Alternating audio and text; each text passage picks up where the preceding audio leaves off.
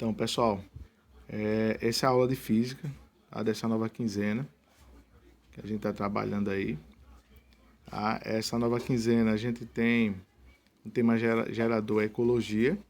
Tá? A disciplina de física está dentro do laboratório de ideias inovadoras, junto com biologia e química.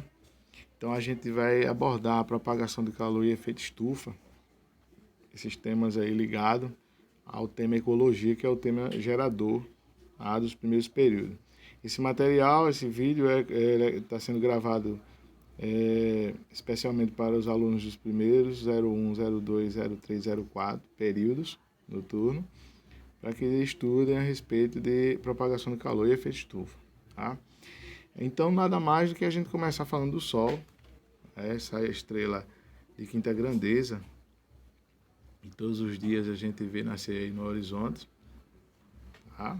E aí a gente tem que o Sol é uma estrela que tem aproximadamente 1.392.700 quilômetros, ou seja, 109 vezes maior do que a Terra, essa estrelazinha que a gente vê aí todos os dias, brilhando no nosso céu, né?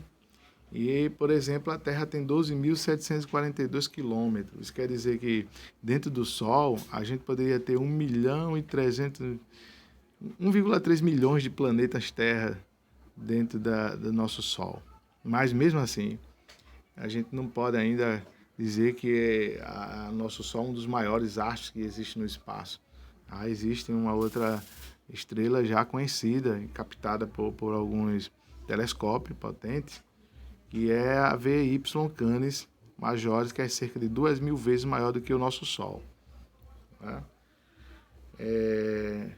Esse nosso Sol, por exemplo, ele fala aqui no slide que ele diz que é um Sol, é uma estrela, a mais próxima que a gente tem da Terra, por exemplo, e também a única do nosso sistema solar. Esse sistema solar que a gente conhece, que é composto por 9 planetas, que a gente já ouviu falar ou de repente leu em algum livro. Então, assim, o Sol é composto de gás hélio, hidrogênio, carbono, oxigênio e ferro. Isso aqui são alguns elementos que o Sol é composto. Mas na grande maioria, tá? O Sol ele é composto por aproximadamente 91,2% de hidrogênio, certo? E 8,7% de hélio, gás hélio, 0,078% de oxigênio, e a gente tem apenas 0,043% de carbono. Tá? Em números de partículas, a composição química é a seguinte: 71% de hidrogênio, 27% de hélio, 1,2% de oxigênio e 0,6% de carbono. Tá? Então, assim, são os principais que a gente tem de elementos aí que a gente pode entender a respeito do Sol, que possui, na verdade, é composto o Sol. E no seu núcleo, toda a energia produzida pelo Sol, pelo processo de fusão nuclear, decorrente da alta temperatura do seu núcleo, é em torno de 15 milhões de Kelvin, ou seja, próximo a 15 milhões de graus Celsius, comparando. Tá? Então a gente está falando de uma temperatura absurda, certo? Com relação ao Sol. Aqui embaixo a gente tem uma foto aí legal, mostrando o nosso sistema solar. E, na verdade, esse sistema solar ele é composto por 8 planetas, 8 planetas: Mercúrio, Vênus, Terra, Marte, Júpiter, Saturno, e a gente tem Urano e Netuno, certo? Então, o último, que é Plutão, já deixou de ser planeta, então nosso sistema solar é composto aí por 8 planetas. E aqui a gente volta de novo à figura do Sol, essa figura magnífica, né, de queima do Sol. E esse Sol ele possui núcleo, ele possui uma zona de radiação, ele possui coroa, a parte externa do Sol, a fotosfera também, a cromosfera também, a zona de convecção também e zona de radiação, certo? Essas manchas pretas aí, as manchas solares que Galileu tinha visto há muitos anos atrás, a respeito do Sol. Bom, o que a gente quer falar a respeito aqui? A gente tem que a cada segundo o Sol converte cerca de 600 milhões de toneladas de hidrogênio em hélio, convertendo parte dessa massa em energia. na forma de ondas eletromagnéticas, como os raios gama. Eu quero que vocês entendam agora aqui que é ondas, palavra nova, ondas eletromagnéticas. Quer dizer, o nosso Sol, ele emite raios, por exemplo, do espaço para cá em forma de luz, né? E essa luz é chamada de ondas eletromagnéticas, como os raios gamas. Tranquilo, pessoal? Então, a primeira palavrazinha nova para a gente aí, que o Sol emite luz, que essa luz é, na verdade, as ondas eletromagnéticas, como os raios gama. Aqui a gente tem uma figura, o quanto é importante o nosso Sol, por exemplo, e ele traz aí, é preciso ter o Sol para que tenha vida aqui na Terra. O Sol é fundamental para a vida na Terra, né? Através da sua luz, em forma de ondas eletromagnéticas, por exemplo. Um exemplo comum é que as plantas passam por um processo de fotossíntese devido à energia que vem do Sol fornecendo alimento para crescer, ou seja, converte a energia solar em energia química e compostos orgânicos. Então aqui embaixo os seres autotróficos, né, da biologia, a gente está entrando nesse conceito aí já, e são capazes de produzir seus próprios alimentos, como as plantas e algas. Então, pessoal, de novo, quer dizer que o Sol, ele na verdade ele é composto aí de luz, que são ondas eletromagnéticas enviadas pelo Sol, e que esse Sol alimenta, por exemplo, as plantas, né, pelo processo de fotossíntese. Esse processo de fotossíntese a biologia descreve muito bem, né, com relação à definição do que é a fotossíntese. E a gente tem aí que os seres, por exemplo, os seres autotróficos, eles são capazes de produzir seu próprio alimento, da forma que ele busca essa energia eletromagnética do Sol e transforma, como está aparecendo aí na figura, né, ele transforma uma grande parte aí em oxigênio, né, em oxigênio e dióxido de carbono, na verdade, aí, né, a gente tem aí um dióxido de carbono, H2O, água também, plantazinha, então é um processo que tem aí de fotossíntese da planta, tá? E aqui a gente tem uma figura mais interessante aí sobre as camadas atmosféricas da Terra. Essas camadas atmosféricas, a gente enumerou essas camadas aqui para entender. Então a camada 1 é a Terra, a camada 2 é a troposfera, a 3 estratosfera, a 4 a mesosfera e a 5 termosfera e a sexta exosfera. Então aqui em cima a gente vê os satélites viajando aqui na exosfera, né? A gente tem no 5 a gente tem a atmosfera, que acontece aquelas auroras que aparecem acima dos polos, na atmosfera superior. Aqui na posição 4 a gente tem a mesosfera, onde os balões climáticos fazem a análise química, por exemplo, assim, de estimativa de clima, né? Que é o que vai acontecer aqui por baixo. Aqui na região 3, a estratosfera, a gente tem aqui as camadas de ozônio, que protege os raios UV do Sol, por exemplo. Essa camada de ozônio é importantíssima para a vida aqui na Terra. Essa camada protege desses raios, dessas ondas eletromagnéticas. E no 2 a gente tem a troposfera, que é uma região onde os aviões trafegam. A maioria das aeronaves de longa distância viaja nessa secção.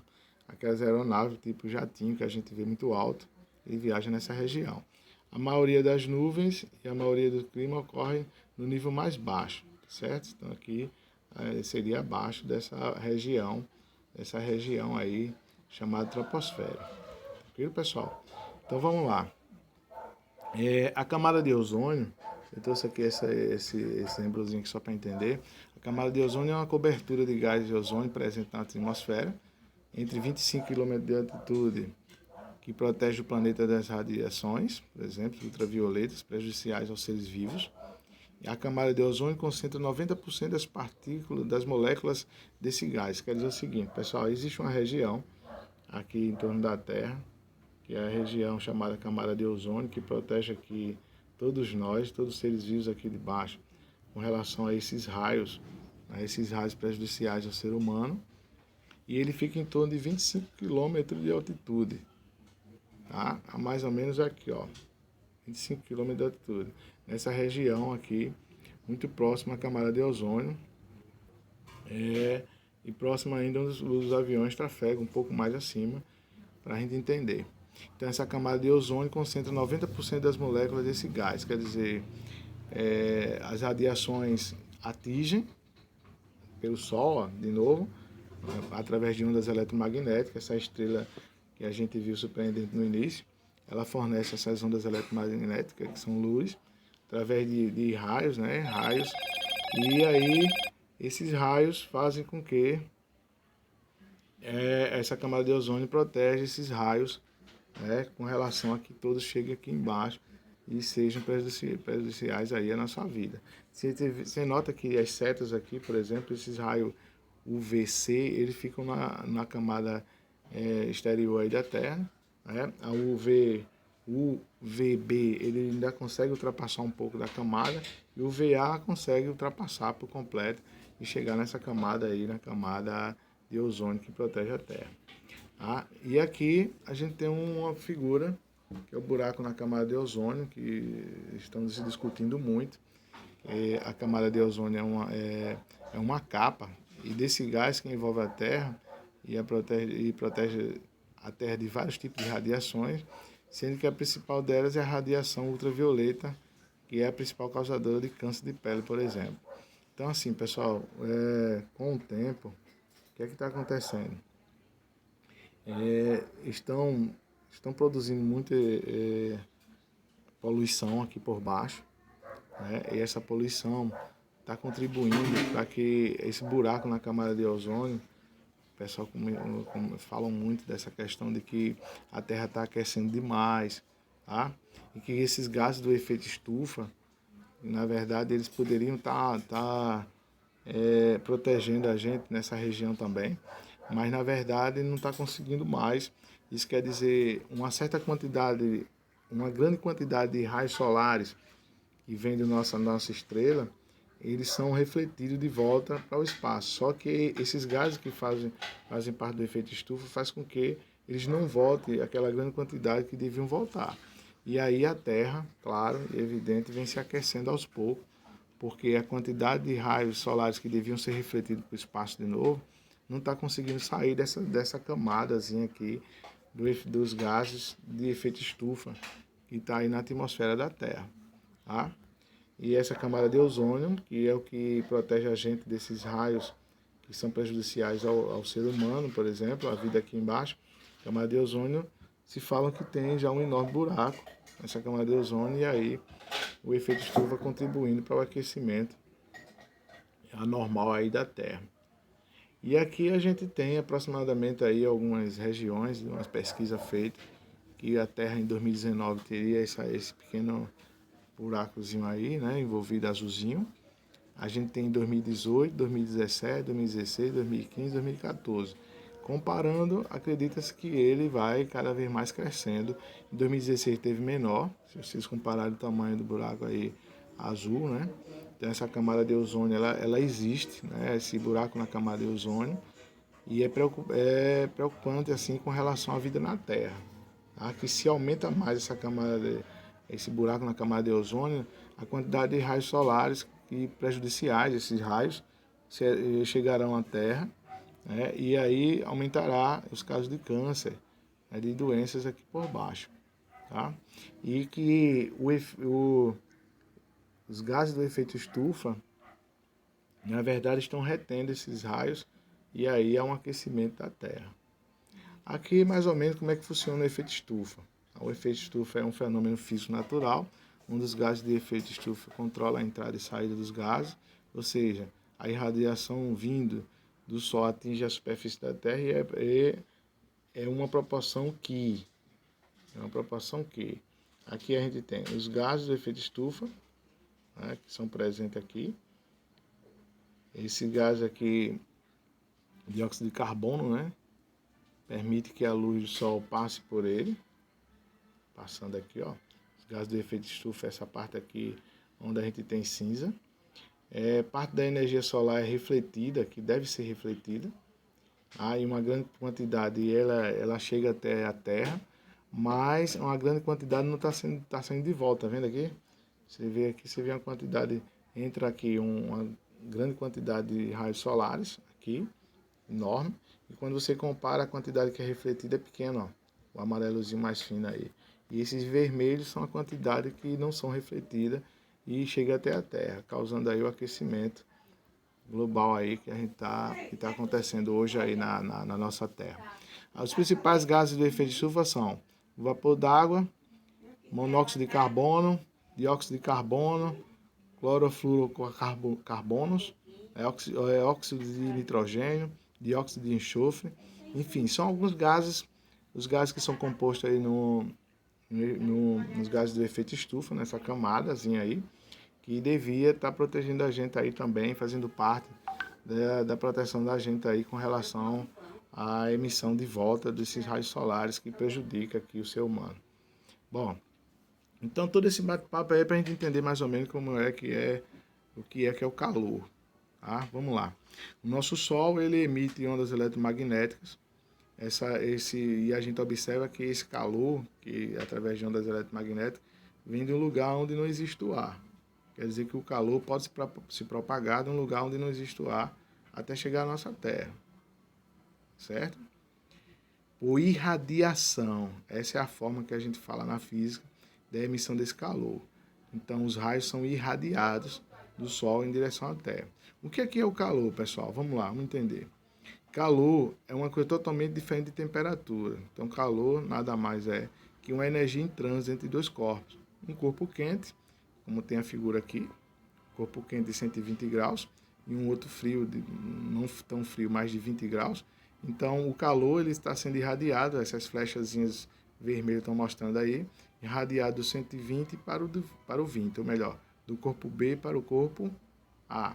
Então, assim, o calor é uma propagação de energia devido à diferença de temperatura dos corpos, que emanam do corpo com maior temperatura para o corpo de menor temperatura.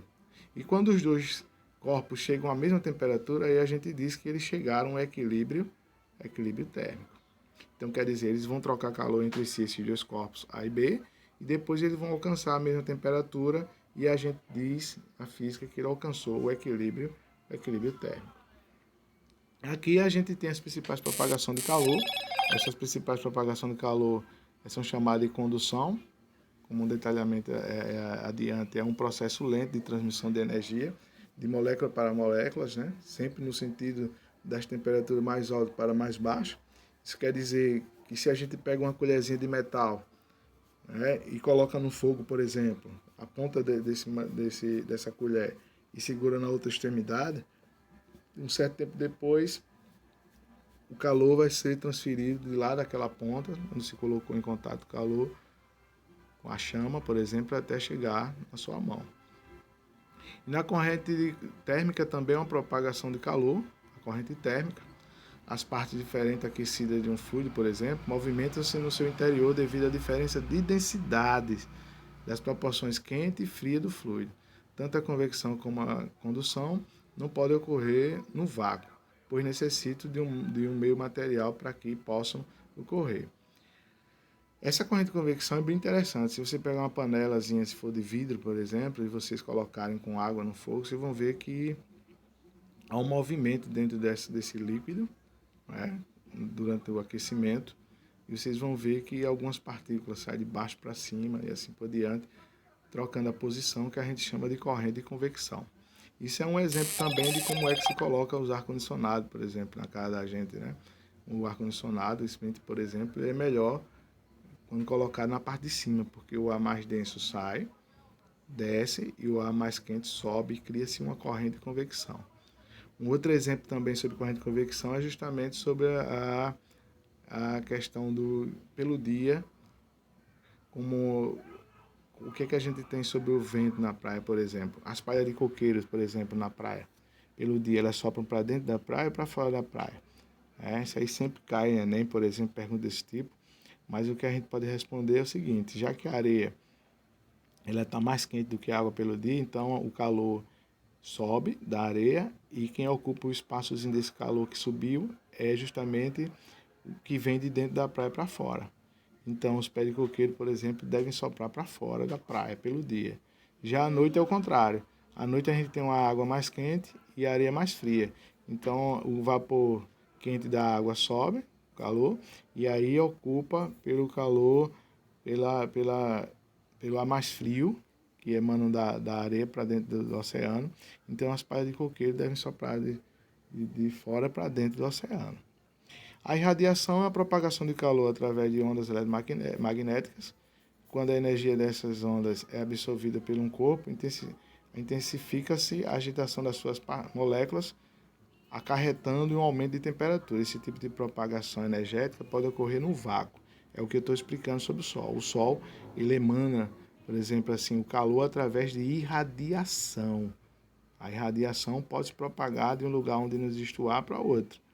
Já a condução, ele se propaga, ele tem que ter um meio para se propagar. Lembra da história da colherzinha que eu dei o exemplo? E na corrente de convecção também precisa ter um meio para poder se propagar. Sem meio não existe, certo? A irradiação existe em um lugar onde não tem um ar tranquilo. Aqui a gente tem um exemplo bem simples, uma panela com água. E se vocês olham direitinho aqui, dá para entender que o cabo da panela vai haver a condução de calor até a mão da pessoa que está segurando o cabo. Por condução, precisa de material para se propagar. A chamazinha aqui que tem aqui do fogo faz com que aqueça a panela e essa panela emita ondas eletromagnéticas do lado. Essas ondas são justamente essa questão do calor irradiada pela panela e pelo fogo. Se vocês colocarem a mão assim próximo ao fogão, vocês vão ver que tem uma certa quantidade de calor naquele ambiente. A gente diz que é irradiação. E a convecção é justamente o movimento que eu falei para vocês sobre a panela ser de vidro. Vocês notaram que é um movimento interno da água aqui. Viram, pessoal? Massa, isso aqui é um exemplo muito bom. Bom, aqui a gente finaliza nosso material e espero que vocês estudem a respeito, tá?